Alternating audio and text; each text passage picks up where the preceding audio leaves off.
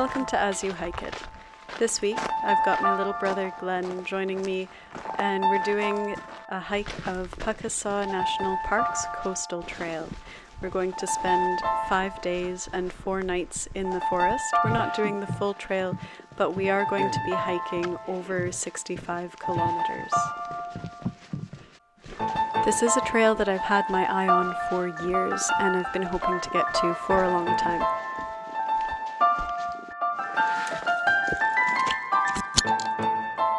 It's really far away from here, but there's a grass. Come venture along with us and enjoy some of these clips of absolutely stunning forest, wonderful coastlines, and some of the adventures that we have along the way.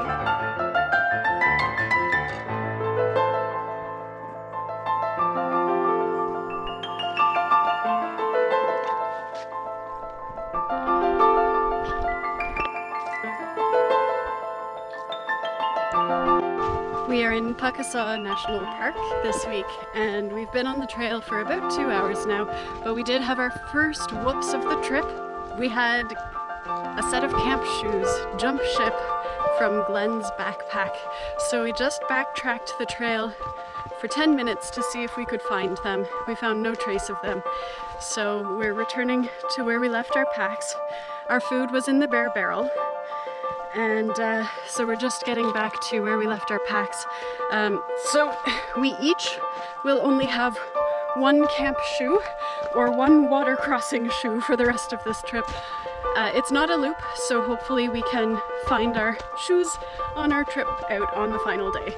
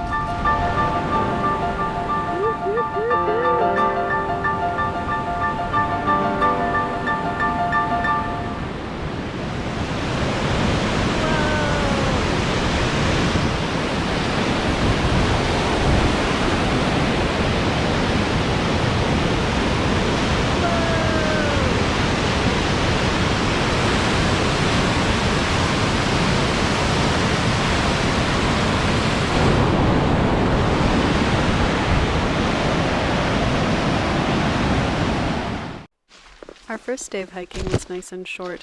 We actually ended up hiking fewer than 10 kilometers on day one. It felt really easy, actually. The suspension bridge was not far away from our campsite, and that's often done as a day trip for many hikers at this park. So here we are, finding our campsite. Now, the funny thing was we were camping along White River, and we actually had stayed in the town of White River the night before in a motel, so that we were nice and close to the park.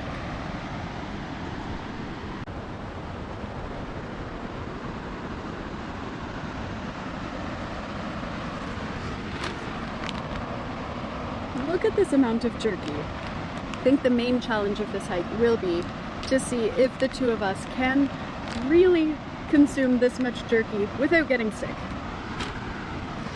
So we've got our bear vault. We've got a nice little lean-to over top of the tent. I thought it was going to rain, and just as I was finishing getting the tarp and tent set up, the sun came out. It's absolutely gorgeous. Jerky time.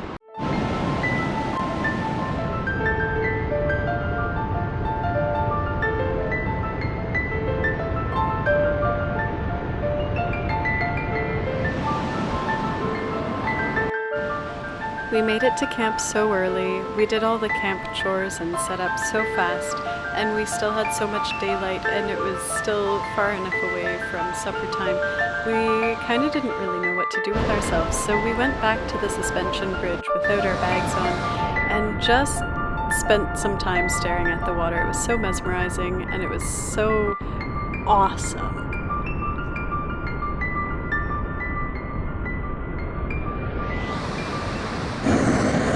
Going on this trip was a little bit spontaneous. Glenn and I just decided basically about a week and a half or so before the trip that we would do this trip. And so I didn't make my own dehydrated meals. I did use pre-packaged freeze-dried meals. However, to cut down on space in the bare canister, I took everything out of its packaging. So here you can see my bowl that I'm using, and I've got a homemade cozy so that I can use this bowl and this cozy setup to hydrate my food and let it sit without it getting cold.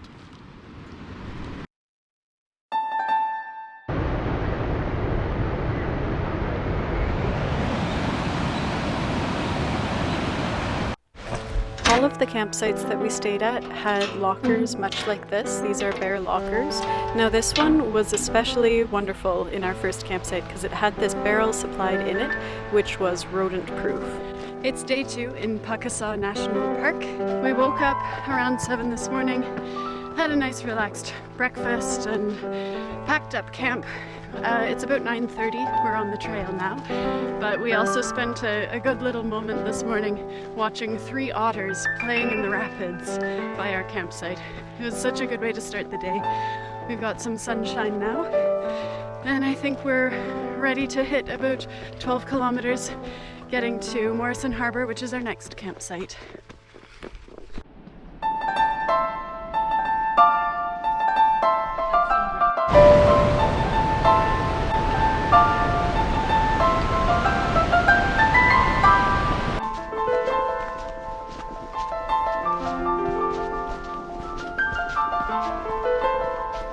I'm absolutely loving this forest. The moss is so green. The sun's so nice. The sky is really blue. Hope it stays that way. The one downside is I am absolutely covered in spider webs. I believe we are the first ones through the trail this morning, and I am breaking trail with my face. If it were buggy, I would not need a bug net or bug spray. I've got the natural version. Wow.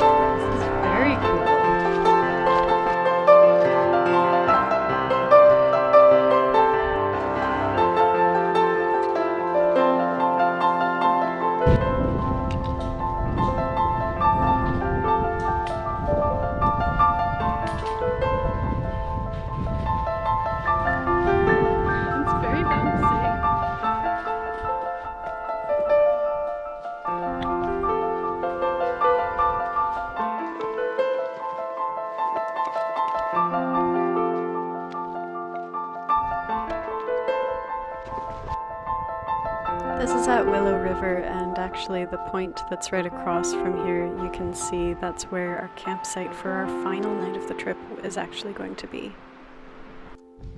In the forest, there weren't typically trail blazes, but the path was quite clear, and then on rocky bits such as this and right along the shoreline, we were following small cairns, so you can see how it's pretty clear where there are footsteps worn in the lichen and the moss, and we just kind of work our way through finding the path that way. And then here on the cobbled beach, you can see a couple stone piles here and there. It's nothing too big, but it's pretty easy to follow.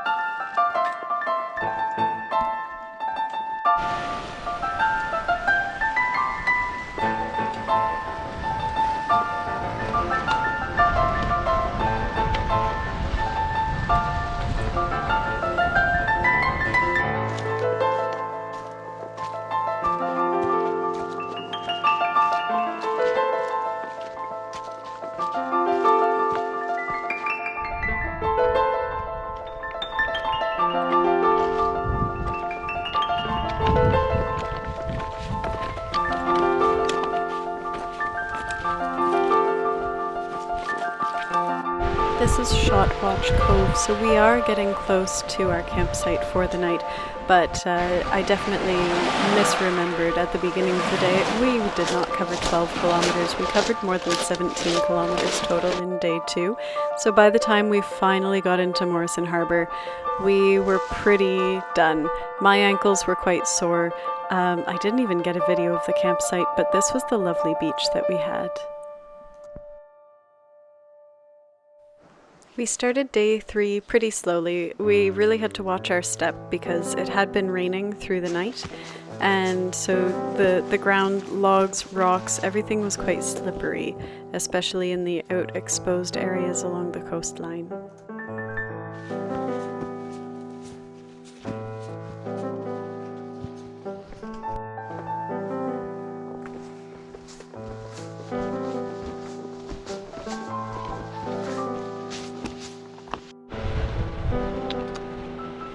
That dark blue cloud is not what I would call promising.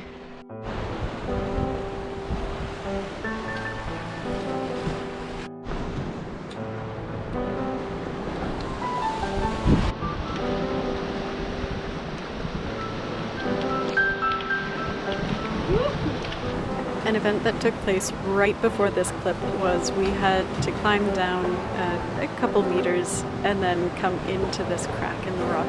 And when I was climbing down, I had my Nalgene fall out of the side pocket of my pack, and it went for a swim in Lake Superior, and we spent quite a bit of time trying to fish out my rather full Nalgene. It was not wanting to float very much.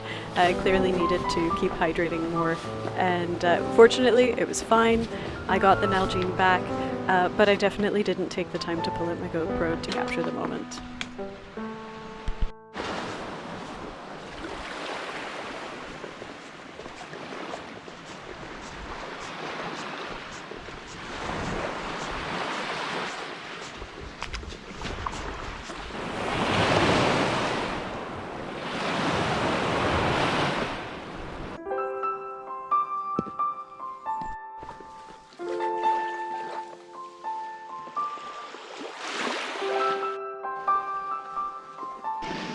How do we do this?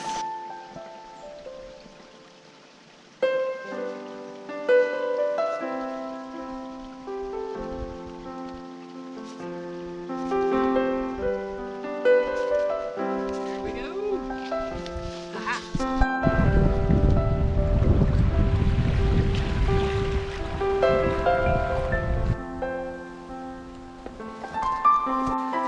This is how we lunch break today.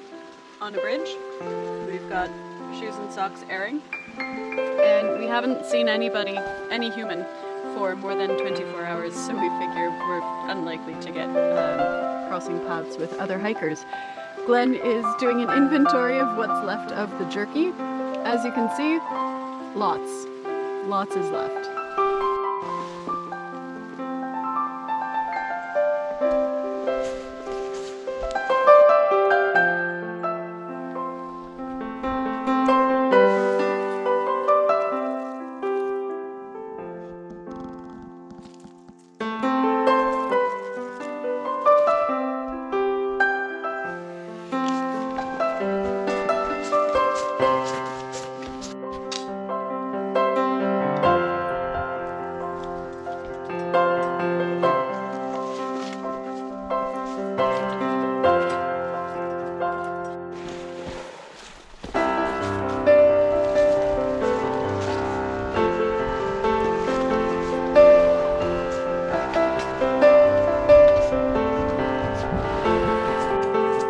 What do you think the significance of the board is?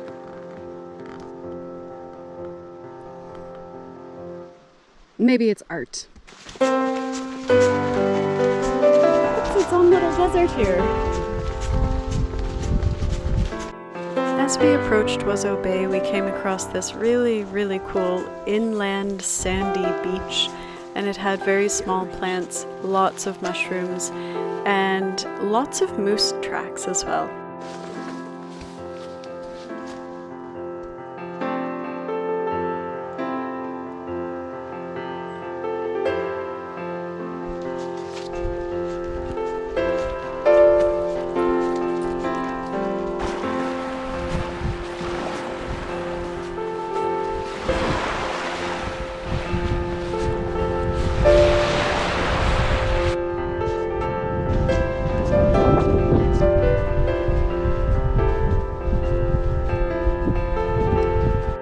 Chore while backcountry camping is filtering your water supply. So here's Glenn braving it like a champ and just going right into Lake Superior in September in his bare feet to get us some water. Day 3 wasn't all that kilometer heavy, so here's a shot of our campsite that night.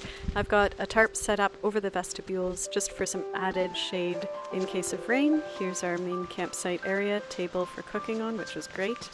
And then we had to cross these planks, boards, and logs in order to cross the beach in order to get to the water. Our third night got pretty chilly overnight. Now it was precipitating in the morning, and I think we would have seen frost otherwise. But I was all bundled up and needing to wear lots of layers to get me started. Somehow Glenn was able to function in a t-shirt. The temperature definitely added to the level of risk that I felt as we were doing moments, especially like this. These are not any sort of structural bridge. These are logs that are wet from the rain and sleet the night before. So the water's also not shallow. There are parts where if I fell in, it would definitely be above my belly button, and I could definitely get into some trouble if I got in that water and got so cold. Use all 6 of my limbs as best I can.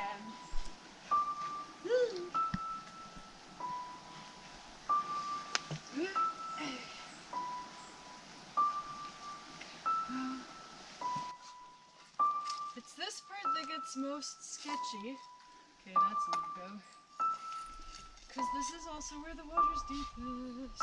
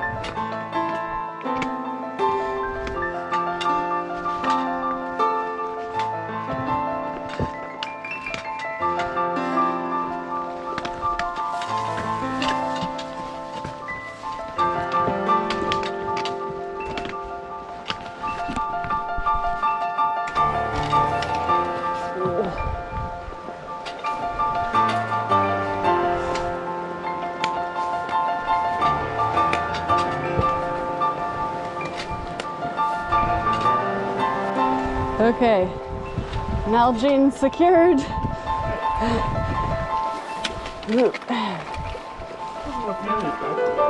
No.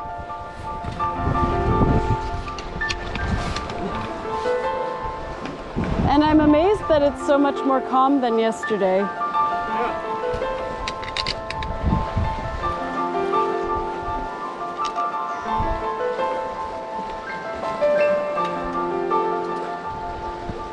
Nice.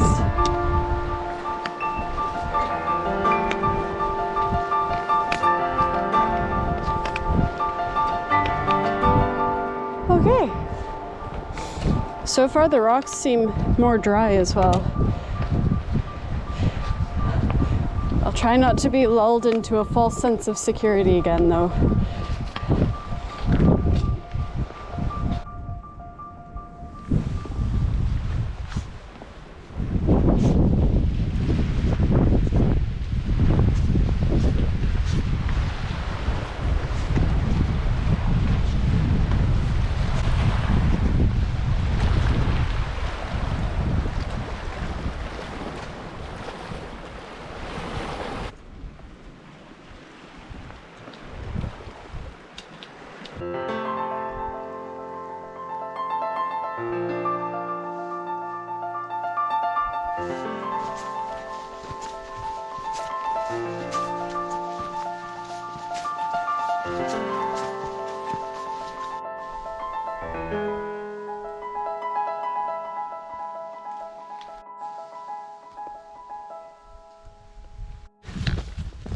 We're back where we started yesterday morning, just in time for lunch break.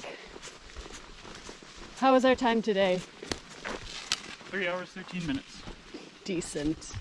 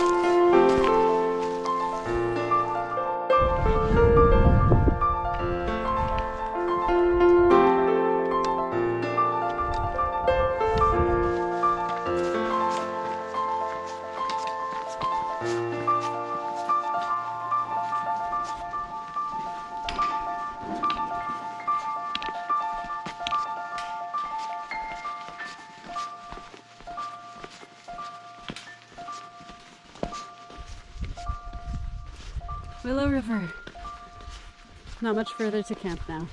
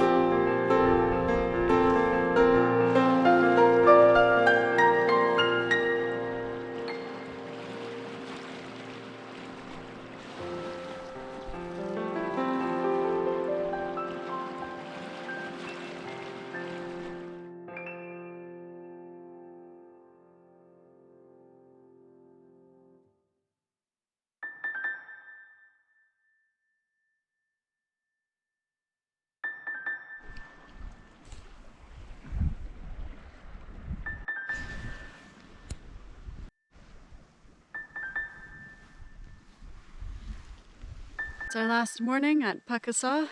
We broke camp from our beautiful, beautiful breakfast rock campsite. Start your watch? Yes. And we're off. It's a very cold morning.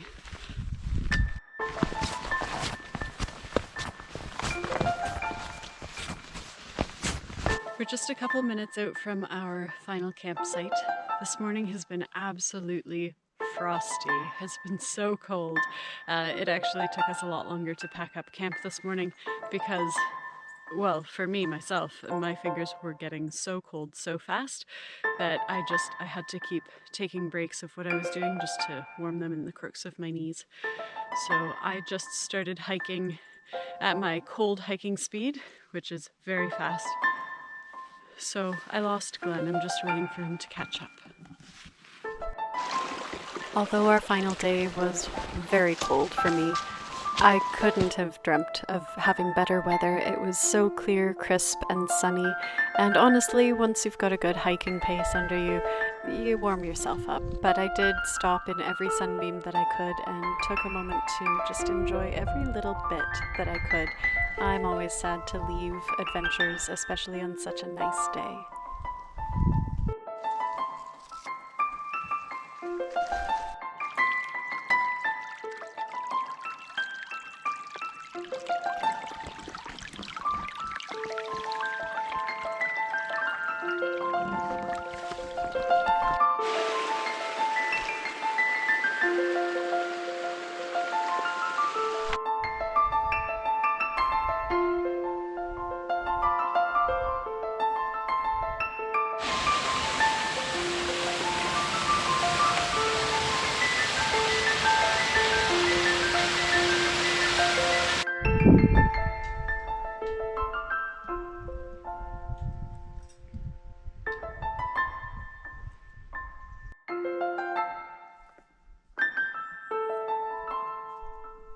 We stopped for lunch with this amazing view, and I am proud to say we finished the jerky. We finished all of our food except a few granola bars before finishing our hike out.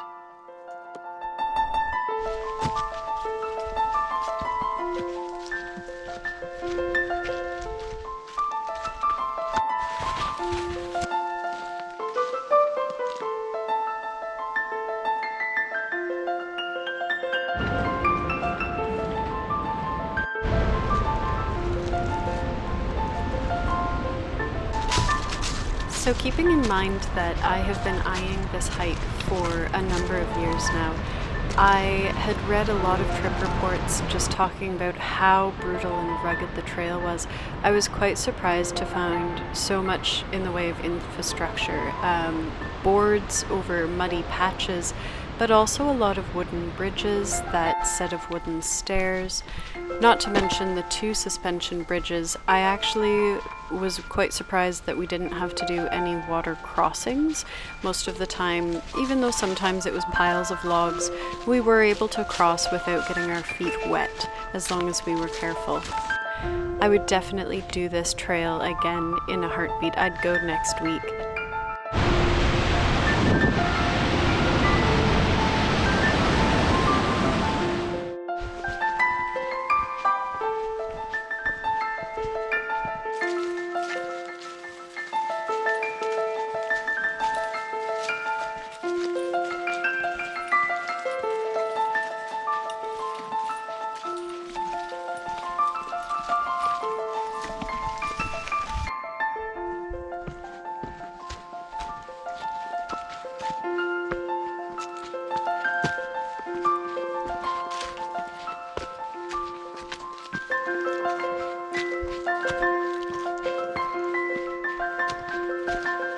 It's our last day. We're hiking out. We just have a few kilometers left.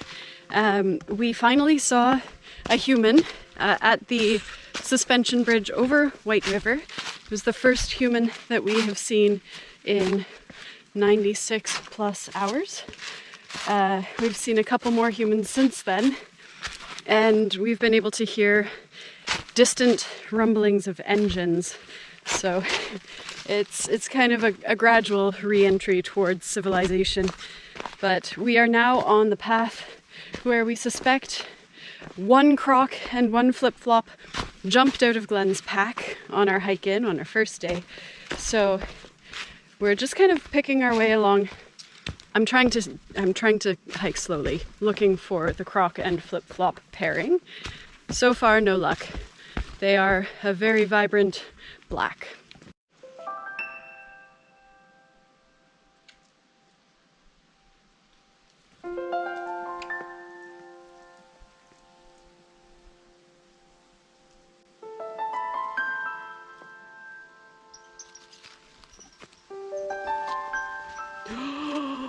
Yes!